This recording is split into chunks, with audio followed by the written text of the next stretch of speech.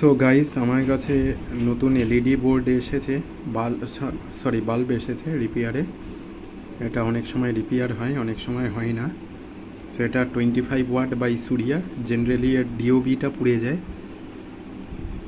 এলইডিগুলোও পুড়ে যেতে পারে, বাট আপাতত ভিতরে ভিতরে কোনো পুরো তেমন দেখছি না। পুড়লে একটু কালচিটে হলুদ হয়ে যায়।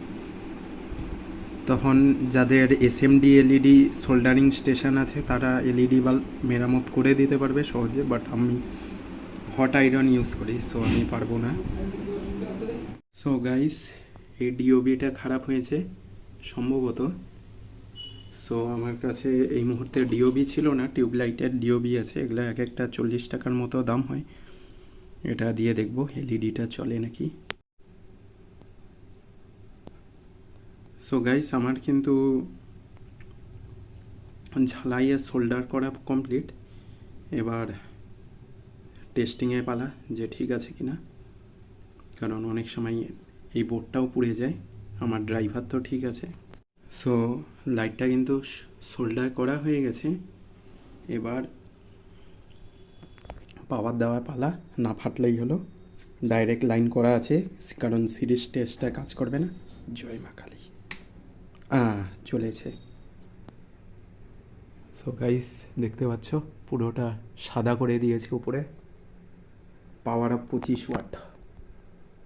এটা কিন্তু টিউবলাইট 40 ওয়াট, কিন্তু তেমন একটা আলো হয় না টিউবলাইটে। এটা যদি অফ করে দেই তাহলেই বুঝতে পারবা। তো এবার জিনিসটাকে বানিয়ে এনক্লোজারের মধ্যে যাবে কি না। একটু চাপ আছে, ভালোই চাপ আছে, কারণ এই ডিওবিটা সাইজে ছোট, ওটা সাইজে বড়। দেখি ভরে কিনা। সো গাইস, এই দেখতে পাচ্ছ জ্বলছে। আর হ্যাঁ, এটা ইসের জন্যই ফ্লাকচুয়েট করছে, ক্যামেরার জন্য।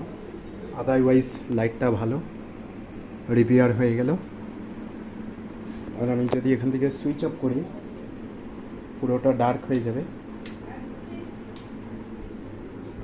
সো হ্যাভেলসেরই পিসিবিটা লাগানো হয়েছে।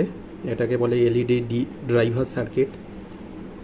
এলইডি যেগুলা ডাইরেক্ট লাইনে চলে না, আমরা যারা লাইনে কাজ করি, ওয়্যারম্যান বা ইলেকট্রিশিয়ান বা ফিটার যাই বলো না কেন, তো এলইডি দুরকম হয়। একটা হয় ডিওবি, ডাইরেক্ট অন বোর্ড, আর একটা হচ্ছে ড্রাইভার অন বোর্ড। এটা driver on board.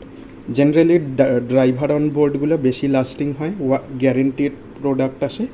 R DOB মানে আজকে কিনলা কালকে কেটে গেল, ওর মেয়াদ শেষ, পুরোটাই ফেলে দিতে হবে, নতুন করে ডিওবি কিনতে হয়।